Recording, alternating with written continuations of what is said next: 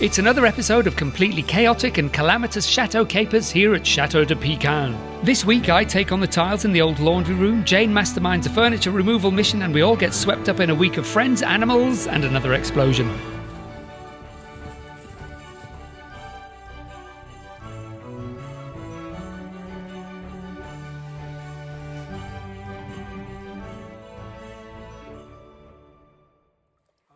This summer has been exceptionally hot, and the best way to keep the spaniels cool is to wrap them in their cooling coats and take them down to the river for a splash about. Bunty was particularly excited because in less than a week, one of her favourite people was coming to stay. His name is Falco. How's it going? It's cobwebby up here. Windows are dreadful because they always end up with dead flies or bits of spider's web. And this one's no different. Only it's several metres up from the ground. So I'll do my best not to fall out of the window. We're putting a fly screen up. We have friends arriving in a few days' time and it's the next heat wave. So the rooms get very hot unless you've got some sort of ventilation at night. So they want a window open and they don't want to get eaten to death by mosquitoes. So is it just sticky backed, the Velcro? It is just sticky back Velcro.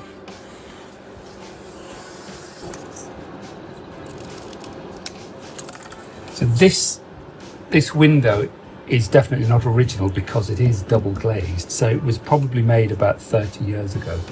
And so it doesn't, they've fitted it in. So there's more wooden window frame lip here than there is on that side, so I can definitely get the Velcro on there, no problem. But on the other side, worst case, I might have to chop the Velcro down a little bit, which is going to be an absolute pain in the bum if I have to do that. Shall I just give you a gentle nudge, darling? We don't have any life insurance, you won't benefit. Okay. The only off-the-shelf fly screen we could buy that fitted this giant window was made for a door, but needs must, as people like to say. We'll eventually buy made-to-measure fly screens, but for this year's halcyon summer days, we'll make do. Might be that it's just going to have a sticky edge. Yeah. It's going to catch lots of flies and be disgusting. Well, that's what we need. We need a couple of kittens. A couple of helpers. Yeah. They're good at crashing through screens, actually, aren't they? And breaking them. Galadriel and Arwen, our chief mouses in residence, are nothing if not curious and naughty. They love to hang around with us, except when the spaniels are nearby. And since the spaniels aren't allowed in the guest suite, they found us. Incidentally, the kittens aren't allowed in here either. As far as they're concerned, rules are just there so that they can break them with feline flair and more than a sardonic wink of insouciance.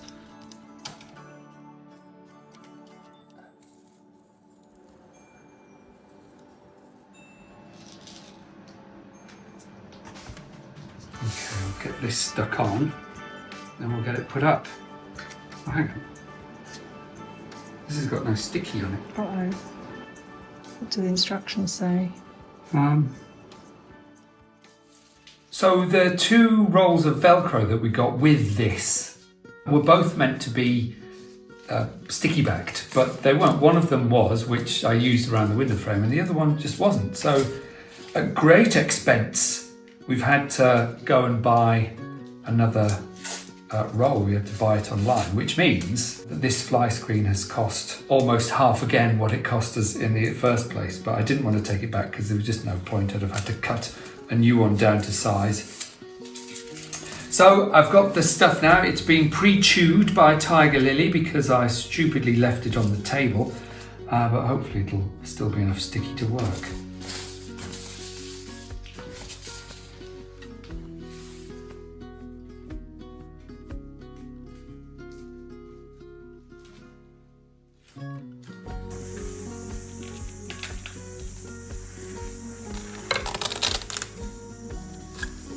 Maybe we'll want to move in here.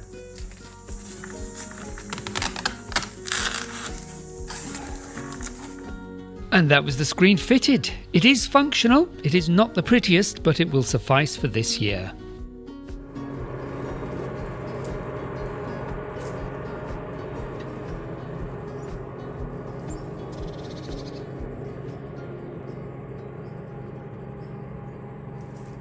Morning, Penny. What has Harry done?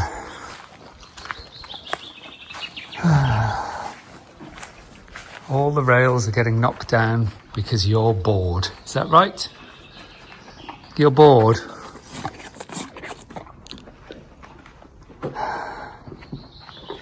It's... Maybe I need stronger screws because these just snap. Look at all the ants. Welcome to the first and probably only edition of Ant Racing at Chateau de Pican. Running today are Antwerp, Aunt Margaret and Antoine. Choose your ant wisely. And they're off! Antwerp has an early lead on the vertical beam with Aunt Margaret hot in the thorax. Antoine is in a distant third, having had a dreadful start colliding with almost every ant in his path. Meanwhile, Antwerp has stretched the lead from Aunt Margaret to several millimetres. But what's this? Antoine has found a burst of speed and has come up on the outside and sold them both a dummy. He's taken the lead and the victory, with Antwerp taking second place from Aunt Margaret by an antenna. What a race! Part of the joy of living here is when our friends come to visit. It makes us feel like we're on holiday too. I've known Corinne and James since I was a PhD student in Cambridge, and what wonderful friends they are to come all this way to see us and bring us treats that we can't buy here, like cheese and onion crisps and curry sauces.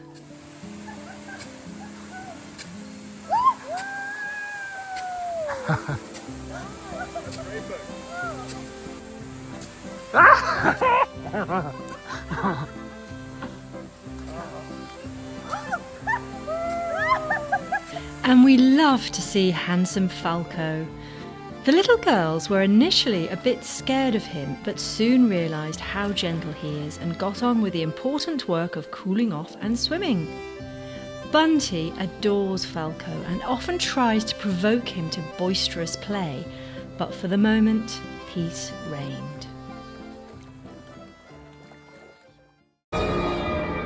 Mockery Manor, the murder mystery game. Hours of fun for all the family. We cannot categorically guarantee that all the family will enjoy this game. Set in your favourite theme park. We have no prior knowledge of your favourite theme park, real or imagined. Someone has gone missing and it's up to you, a lone teenage girl, to find out what happened. You do not actually need to be a teenage girl to play this game. Play it at home, in a restaurant, or late at night for players aged 12 to 95. Players over 95 may experience nostalgia-based musings and are likely to interrupt the flow of the game with various statements beginning, "In my day," and therefore may be politely asked to sit on the sofa with a packet of Werther's Originals to suck on. The Mockery Manor Murder Mystery game is indeed a real game that you yourself, dear viewer, can buy and play at home or at a restaurant of your choice. It was made by two dear friends of mine who have creativity pouring out of them like slime from a hagfish. If you like solving puzzles, ciphers, and having a jolly good head scratch whilst being entertained by a rich storyline, this could be the very game for you. We did indeed play the game over lunch at a restaurant, and then over a cup of tea, and then over dinner, and late into the night. If you'd like to try the game for yourself, there is a link in the video description. We all enjoyed the pool, indulging in the pleasures of gliding along through the water and scrubbing the sides with a sponge. Whilst Jane does her morning lengths, the help is cleaning the pool. I know my place. Do quite enjoy a cleaning job, as you know. So when the guests come, they go, "Oh, this is Karen, she lives in the pool." Yeah. She just cleans it. Is that where I stay? Is that the pool house? Yeah. Underneath the big tree. This was the first time we had let the dogs out whilst we were in the pool. Tiger Lily was a bit anxious about what was happening, but Tinkerbell soon realised that everything was all right.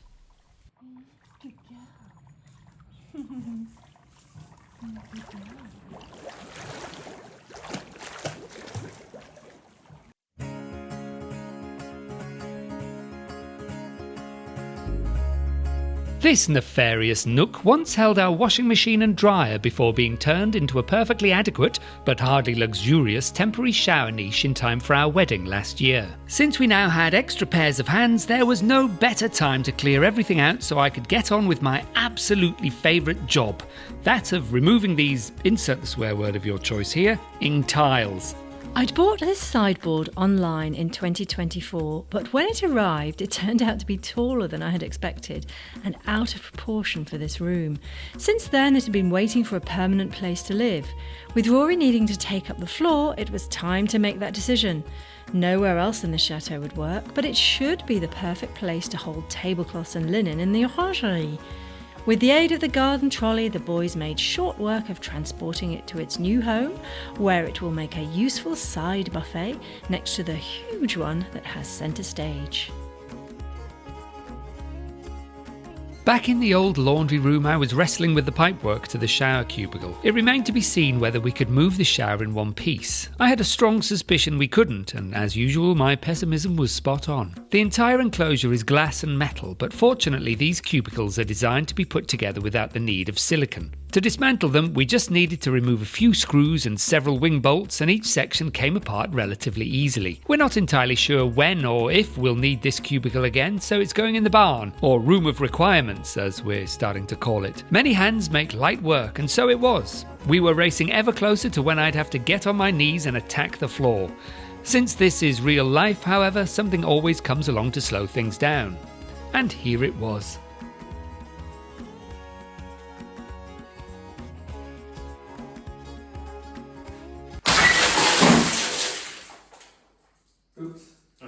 Our luck ran out. James hadn't banged it against anything and was still holding it in the air when it exploded. Personally, I think the chateau has a malicious spirit with a pea shooter, as this was the third shower panel that has shattered here. I can also imagine everyone screaming PPE at the screens, and of course you're right. In our defence, it was a really hot day and we were looking forward to going in the pool. Please don't worry, James was okay. He only lost 1 foot, and as I understand it, they grow back. Seriously though, James was lucky, and knowing that tempered glass can explode seemingly at will, we should have been taking greater care. If there was a bright side to look on, it meant that my inevitable tile removal sesh would be delayed by about 10 minutes. It was now the hottest part of the day, but we all got stuck into the cleanup. That pool wasn't going to swim itself. Jane and Corin swept and vacuumed the glass away as best they could.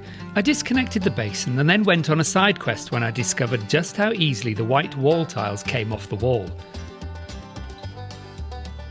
Once they were done, that was that. There was nothing left to do other than banish everyone else to another part of the chateau while I made a noise that could wake the dead as I got down and dirty with the old floor tiles.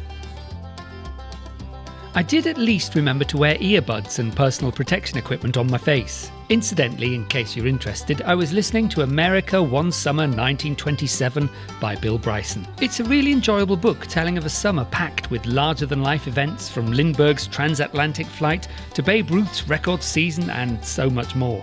I found it absolutely fascinating. It was about 38 degrees Celsius, so over 100 Fahrenheit, and my SDS chisel was getting hot. Too hot, in fact. I could barely touch it, and I was worried I might melt the internal wiring. Luckily, I had another one. It was smaller, but still perfectly formed, and rose to the challenge admirably. Once this section of tiles has been removed, the only thing left will be the old toilet cubicle area. A job I'll be overjoyed to finish. But with my second SDS heating up like a jet engine, it definitely wasn't happening that day.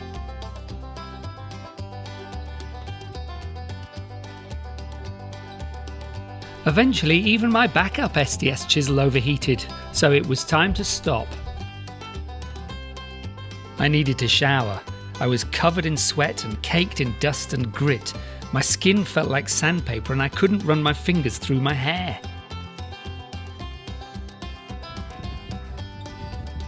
What a filthy man. Oh, it's quite refreshing actually. No! Oh. Clean. Right, you're acceptable I might again. go back and do some more work now.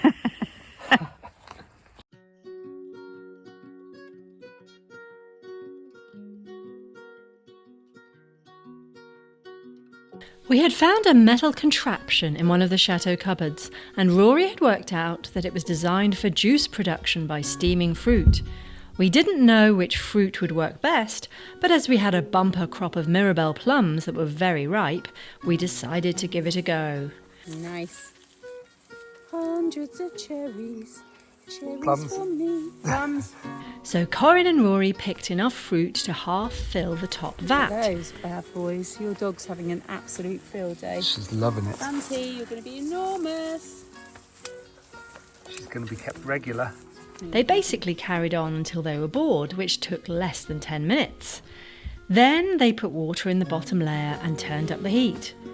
Almost as soon as the water started boiling, the juice started flowing out of the middle section of the device. The no doubt 30-year-old rubber pipe had perished slightly, so it had to be mended with some PTFE tape. As Corin said, it was only half an hour from tree to juice.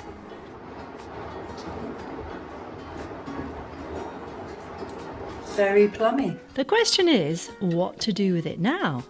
Jelly making seems like the next step. So do we need to plaster that if we're going to have panelling there? Yeah. So is the idea that we're not putting wood panelling there, we're doing I think mouldings? because this is all lamp plaster, it hasn't been able to breathe for 50 years or something. I don't want to put wood panelling over here. So I think we put moulding over here to make it look like panelling. Okay. But it will just be... So it has to be plastered first, lump plaster. Yeah. And then it will be a continuous There may be some sort of noticeable joint, so we'll probably have like a dado. dado rail Rail. to mark the joint. Mhm. That's fine, that's Yeah. good, isn't it? That's good. Okay, brilliant, because I have bought some murals, and they are wraparound murals, which is to say they make a continuous picture. Yeah. And I'm planning to do one here and one there, and then have this wall, that one will be floor to ceiling, because I think we won't have paneling across there. It might, that's going to have the bed in front of it anyway. So there won't be much to see. Yes. Because there'll be, I don't think we can get 2 bedside tables, can we? Well, not properly. If they stick out, we can.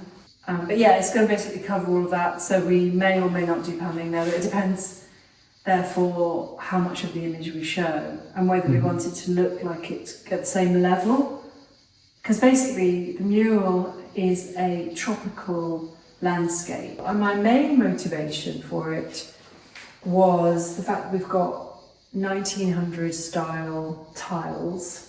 So I wanted something that was in keeping with that. And the murals are typical of what might have been on display in the 19th century in a chateau or other grand house, because they would have been the result of Europeans exploring the tropics and coming back with lithographs of the exotic, which is very appropriate for this style of room and chateau. Yeah. So it's all going to be in muted colours because it's like it's been hand tinted rather than being vivid. It's kind of mostly bunkering. So let me understand. There'll be a dado rail across there. Yeah. Down there it'll be moulding to look like wainscot panelling. Yeah. Up here it's going to be panels with murals in. No. A whole mural. A whole mural. Yeah, where I basically choose a section of the mural, because obviously it's too big. I'll have to chop off most of the sky and make sure I get the important features in. And then I'm going to have one behind the bed. And so probably, from what we've said, the best thing would be to have more of the moulding below the bed, behind the bed, and then have it at the same level there. So the trees and the lake, as it were, and things are all matching. Yeah. And then the rest of the walls will be plain. So, and in here? So I've got the mural continuing on that wall. And then I've got a beautiful, I hope it's beautiful, it's still wrapped up, big period banquette sofa, which has been upholstered in a grey fabric that has, I think, from memory, some hint of tropical fabric on it. It's still wrapped up because I haven't unwrapped it to keep it safe. So seating area, bench, banquette thing. The mural along all the way along this wall, Yeah. and then this wall Plain. plain. Yeah. Good. I'll get on and do some work then. Okay, brilliant. Anyway, I'll have you know that I'm sculling quite hard at the moment. So the question is, will people actually want to watch a video of women in a swimming pool? Is it going to make a good video? I don't know. Thank you so much for watching. Please likety-like, hypety-hype, and we'll see you next time. Me why me.